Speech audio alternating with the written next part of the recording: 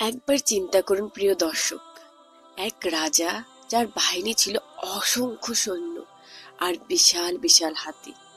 তার উদ্দেশ্য ছিল একটাই, তার উদ্দেশ্য ছিল আল্লাহর ঘর কাবাকে ধ্বংস করা। পৃথিবীর সবচেয়ে পবিত্র স্থান, যেখানে আদম আলাইসাল্লাম, ইব্রাহিম আলাইসাল্লাম আর ইসমাইল আলাইসাল্লাম আল্লাহর ইবাদত করতেন, সেই ঘরকে ধ্বংস করতে চলেছে এক অহংকারী মানুষ। কিন্তু আল্লাহ কি করলেন? এক মুহূর্তে আকাশ থেকে এমন বাহিনী পাঠালেন যাদের দেখে মানুষ তো দূরের কথা, পৃথিবী কেঁপে উঠেছিল। এটাই সূরা আল ফিলের আলৌকিক কাহিনী, একটি সূরা যা প্রমাণ করে আল্লাহর ইচ্ছার সামনে কোনো শক্তি টিকতে পারে না। আলাম তারা কাইফা ফাআলা রাব্বুকা বিআসহাবিল ফিল, তুমি কি দেখোনি তোমার প্রতিপালক কেমন আচরণ করেছিলেন হাতির বাহিনীর সাথে?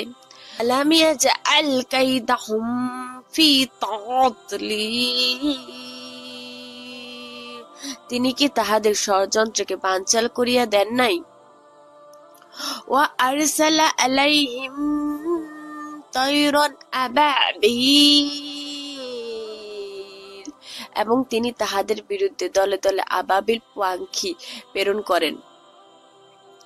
তারমিহিম বিহিজারাতিম মিন সিজ্জিল, উহারা তাহাদের উপর শক্ত কঙ্কর প্রস্তর খণ্ড নিক্ষেপ করেছিলেন।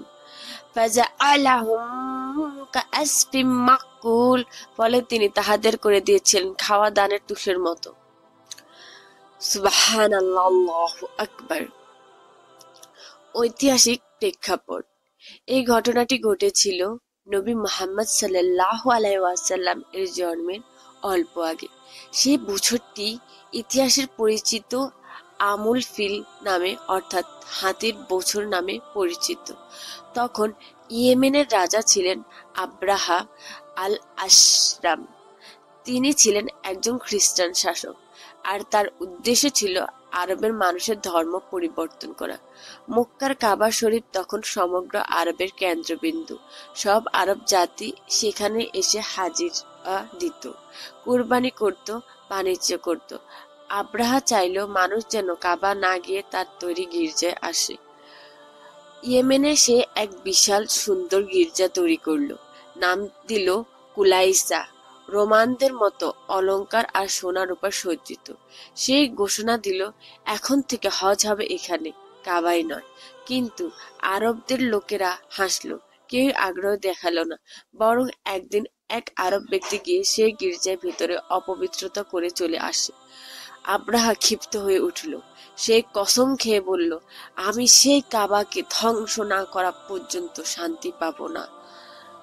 হাতির বাহিনী প্রস্তুত। আব্রাহা তখন বিশাল বাহিনী গঠন করল, হাজার হাজার সৈন্য, ঘোড়া, উট আর বিশাল হাতির বাহিনী। সেই হাতিদের মধ্যে সবচেয়ে বড় আর শক্তিশালী হাতিটির নাম ছিল মাহমুদ। যখন বাহিনী যাত্রা শুরু করলো, পুরো আরব কেঁপে উঠল। মানুষ ভয় পেতে লাগলো। এখন কাবা শেষ। কেউ কেউ প্রতিরোধ করতে চাইল, কিন্তু আব্রাহার সৈন্যদের সামনে তারা কিছুই করতে পারল না। মক্কার পথে আগমন। আব্রাহা যখন মক্কায় কাছাকাছি পৌঁছালো, সে কিছু উট লুট করে নিল। এ উটগুলোর মালিক ছিল আব্দুল মুতালিব, রাসূল সাল্লাল্লাহু আলাইহি সাল্লামের দাদা এবং কুরাইশের গোত্রের নেতা। আব্রাহা তখন তাকে ডেকে পাঠালেন, আব্রাহা, তুমি আব্দুল মুতালিব, আমি শুনেছি তোমার অনেক উট আমি নিয়ে এসেছি। কি চাও এখন তুমি আমার থেকে? আব্দুল মুতালিব শান্তভাবে বললেন, আমি আমার উটগুলো চাই। আব্রাহা অবাক হয়ে বলল, তুমি, তোমার ঘর ধ্বংস হতে যাচ্ছে, তোমাদের রবের ঘর ধ্বংস করতে আসছি, আর তুমি কিনা শুধুমাত্র তোমার উটের জন্য আসছো? আর তুমি উটের কথা ভাবছো কেন? আব্দুল মুতালিব উত্তর ছিল ইতিহাসের সোনালী বাক্য, আমি উটের মালিক, তাই উটের দায়িত্ব আমার। কিন্তু কাবার মালিক আল্লাহ, তিনি নিজে তার ঘরের রক্ষা করবেন। সুবহানাল্লাহ, আল্লাহু আকবার। এই কথায় আব্রাহা হাসলো, দেখি তোমার আল্লাহ কি করেন। কিন্তু সে জানতো না সে এখন আল্লাহর পরিকল্পনার পথে চলেছে। এখান থেকে আব্দুল মুতালিব চলে গেল মক্কায়। মক্কায় গিয়ে তিনি খুব কান্নাকাটি করলো কাবা ঘরকে ধরে, এবং কাবা ঘরকে ধরে তিনি কান্না করতে করতে বলেন, ইয়া রব, ইয়া আল্লাহ, আমি বিশ্বাস করি এই কাবা ঘরের মালিক তুমি। এই কাবাঘর তোমার অন্তর্ভুক্ত এবং তোমার জিম্মায়। আমি বিশ্বাস করি এই কাবাঘরে যাই হবে সবকিছু তুমি সামলাতে পারবে। আমরা তো পার্থিব জীবনে শুধুমাত্র কয়েকজন মানুষ ছাড়া আর কিছুই নয়। পরের দিন সকালে আব্রাহা আদেশ দিল, হাতিগুলো কাবার দিকে নিয়ে যাও। হাতিগুলো এক পাও সামনে বাড়ালো না। তারা নুয়ে পড়লো, বসে গেল মাটিতে। চাবুক মারলো, টানলেও কেউ দাঁড় করাতে পারলো না। যখন তাদের অন্যদিকে ঘোরানো হলো, তারা দৌড়ে চলে গেল, কিন্তু কাবার দিকে একদমে না। আব্রাহ তার সৈন্যরা তখন কিছু বুঝে না। ঠিক তখনই আকাশের দিকে তাকিয়ে সবাই হতবাক। আকাশে দেখা গেল ঝাঁকে ঝাঁকে পাখি, আরবিতে যাদের বলা হয় তাইরান আবাবিল। তার দল বেঁধে উড়ছে, যেন এক এক বিশাল কালো মেঘ আসছে। প্রতিটি পাখির মুখে ও দুই পায়ে ছিল ছোট্ট ছোট্ট পাথর, পোড়া কাদার তৈরি সিজিলের পাথর। তারা সে পাথরগুলো নিক্ষেপ করতে লাগলো আবাবিলের সৈন্যদের উপর। যে সৈন্যের গায়ে পড়লো তার শরীর মুহূর্তে গলে যেতে লাগলো। মাংস ঝরে পড়েছে, হাড় বের হয়ে যাচ্ছে, চামড়ার ভেতর থেকে আগুনের মতো জ্বালা। মানুষের আতঙ্কে পালাতে লাগলো, চিৎকার দিতে লাগলো, হাই কি ঘটছে, হাই কি ঘটছে, কি হচ্ছে এখানে। আব্রাহা পালাতে চাইল, কিন্তু দূর পর্যন্ত যেতে পারল না। তার শরীরে ধীরে ধীরে পচে যেতে লাগলো। তার বুকের ভেতর থেকে হৃৎপিণ্ড বেরিয়ে এলো। এভাবে ধ্বংস হলো সে অহংকারী রাজা, যে ভেবেছিল আল্লাহর ঘর সে মাটিতে ধূলিসাৎ করে ফেলবে। আল্লাহর কুদরতের সামনে শক্তি, সেনা, অস্ত্র সবই তুচ্ছ। আব্রাহা যে বাহিনী নিয়ে এসেছিল তাদের ধ্বংস করলেন আল্লাহ এমন কিছু দিয়ে যা মানুষ কখনো কল্পনা করতে পারেনি। ছোট ছোট পাখি আর মাটির পাথর। সূরা আল ফিল এ বার্তায় দেয়, যখন আল্লাহ চান তখন ক্ষুদ্রতম শক্তি হয়ে যায় আল্লাহর ঘর। আল্লাহ নিজেই রক্ষা করেন। অহংকার ও ধম্পের শেষ হলো ধ্বংস।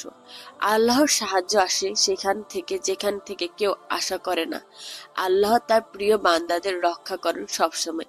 যারা আল্লাহর শত্রু হয় তাদের পরিণতি সর্বদাই করুন। এই কাহিনী শুধু ইতিহাস নয়, বরং ইমানের পাঠ। আজও যদি আমরা আল্লাহর উপর নির্ভর করি তবে কোনো শক্তি আমাদের ক্ষতি করতে পারবে না। তাই প্রিয় দর্শক ও ভাই বোনরা, এই সূরা আমাদের মানে করিয়ে দেয় আল্লাহর ইচ্ছা ছাড়াই কিছুই ঘটে না। যে তার উপর ভরসা করে আল্লাহ তাকে এমন ভাবে সাহায্য করেন যেমন ভাবে সাহায্য করেছিলেন কাবাকে সেই দিনে।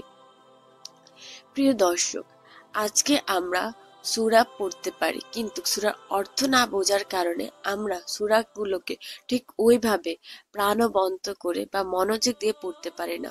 ওই আবেগ, ওই কষ্ট ও বেদনা, ওই সব ফিলিং এর সাথে আমরা পড়তে পারছি না।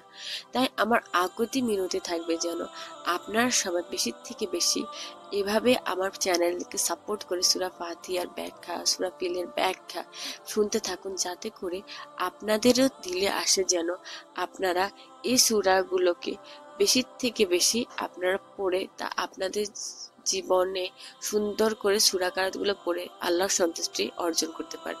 এই সূরা মানুষকে শিক্ষা দিয়েছে যে মহাপরাক্রমশালী সৃষ্টিকর্তা আল্লাহ তাআলার শক্তি ও কুদরতের সামনে বা নিকটে কোনো শক্তি টিকিয়ে থাকতে পারে না। তাহার সাহায্য থাকিলে সামান্য দুর্বল ব্যক্তিও প্রবল শক্তিশালী ব্যক্তিতে পরাস্ত করিতে পারে। এই সূরা লা হাওলা ওয়ালা কুওয়াতা ইল্লা বিল্লাহ এর জ্বলন্ত সাক্ষ্য বহন করিতেছে। দেখা গিয়েছে যে একটি নগণ্য শক্তি বা ব্যক্তির নিকট মহাশক্তিশালী একটি মহান শক্তি বা ব্যক্তি পরাভূত হইয়া গিয়াছে। অসীম শক্তিশালী মহান সৃষ্টিকর্তার ইচ্ছা ও ইঙ্গিতের নিকট এই পরাজয় একটি সাধারণ ব্যাপার। শত্রুর সহিত মোকাবিলা করিবার সময় এই সূরা পাঠ করিলে জয় লাভ করা যায়। অসীম শক্তি ও কুদরতের কাবা শরীফের শত্রু ধ্বংস হওয়ার বর্ণনা ইহারই উজ্জ্বল দৃষ্টান্ত।